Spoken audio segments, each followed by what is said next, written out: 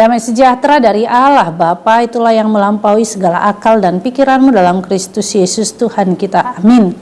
Umat yang dikasihi dalam nama Yesus Kristus, firman Tuhan buat kita tertulis dalam kitab 2 Korintus pasal 9 ayat 8. Saya akan bacakan buat kita.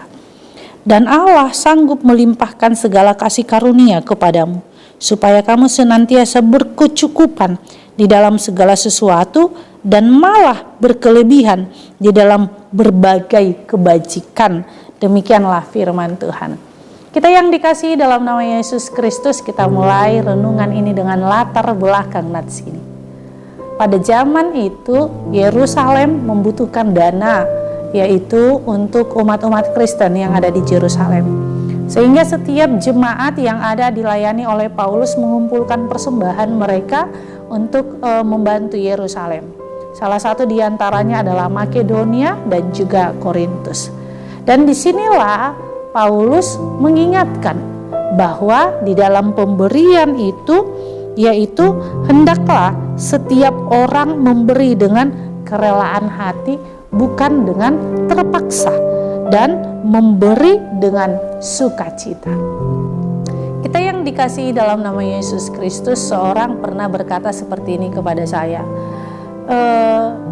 Saya ingin sekali membayar persembahan bulanan, tapi saya tidak punya uang.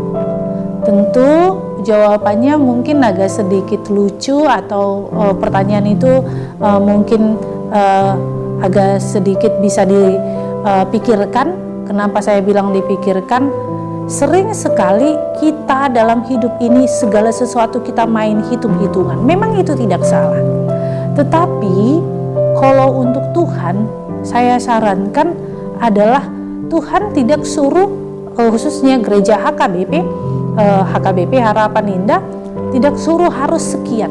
Tetapi firman Tuhan mengatakan adalah memberi dengan sukacita, memberi dengan kerelaan hati, bukan dengan bersungut-sungut.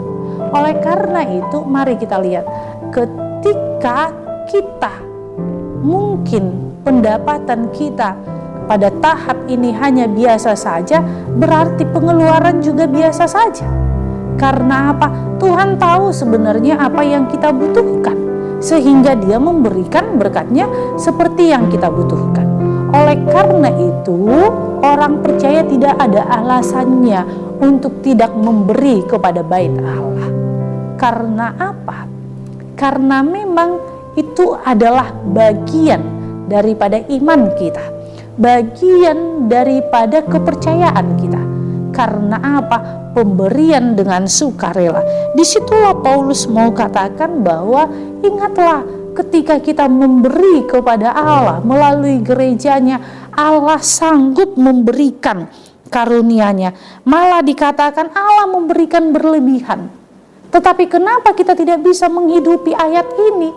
Karena kita segala sesuatunya main hitung-hitungan, pengeluaran ini, dan yang lainnya. Kita tidak ingat firman Tuhan katakan, berikan dahulu kepada Allah.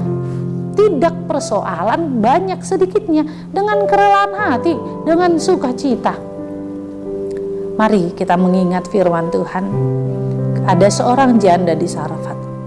Ketika dia katakan kepada Elia, hanya seperti ini aja minyak dengan yaitu bahasa Bataknya itak atau tepung. Tetapi Elia katakan, berikan kepada aku, maka bertambah-tambah. Saya yakin gak sia-sia firman Tuhan di dalam buku ini. Kalau kita terlebih dahulu mampu memberikan apa yang menjadi bagian daripada Tuhan, kita pasti Tuhan akan tahu apa yang menjadi kebutuhan kita. Oleh karena itu, jangan pernah ragu untuk mendahulukan apa yang menjadi kewajiban kita kepada Allah. Tetapi ingatlah, apa yang kita perlukan ada aja nanti jalan Tuhan itu untuk memenuhi apa yang kita butuhkan. Oleh karena itu, yakinilah dan imanilah firman Tuhan ini. Artinya kita memberi bukan karena kita berlebihan, tapi ujilah ketika memberi di dalam kekurangan, dan pemberian kita tidak akan pernah sia-sia karena Allah akan memberikan berkelimpahan buat kita. Amin. Kita bersatu dalam doa.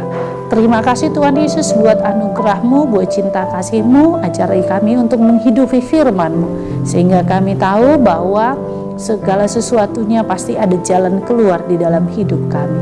Inilah doa kami dalam nama Yesus Kristus kami berdoa padamu. Amin. Anugerah Tuhan kita Yesus Kristus dan kasih Allah dan persekutuan Roh Kudus itulah yang menyertai kita.